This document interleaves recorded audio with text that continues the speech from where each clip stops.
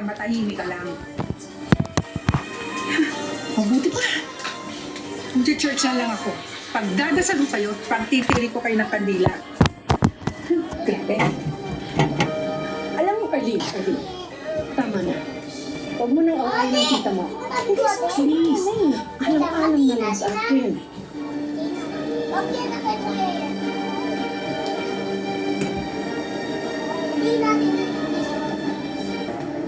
Sister, tingnan mo to. Hindi ba si Leia to? Ano? Totoo ba yung scammer siya? Hindi alam. Nakakatakot mo? Oo, ako.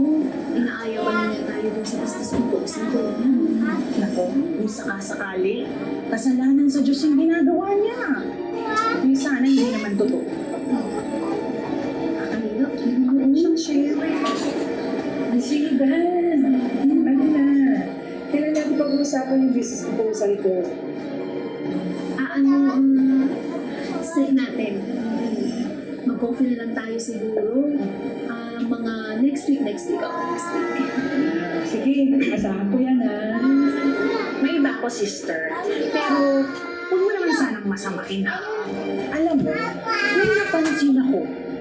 Parang hindi ka nagbibigay ng ikaw tuwing offering.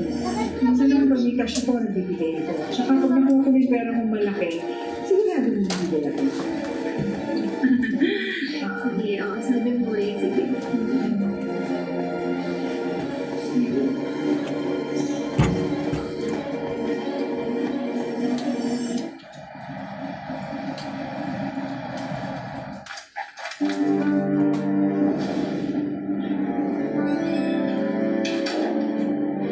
okay na yan.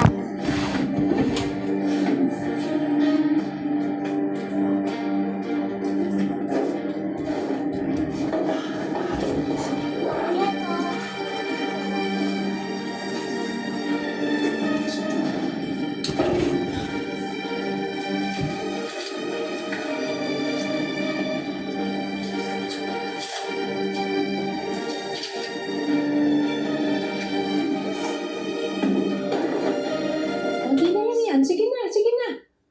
Ay, sus! Nay! Oo. Ano, anak? Nay, may pumasok ba sa kwarto ko? Napabayaan ko. Magdamag akong wala dahil na kay Mrs. Rosario. Ako rin narakit. Bakit? Ano ba nangyari?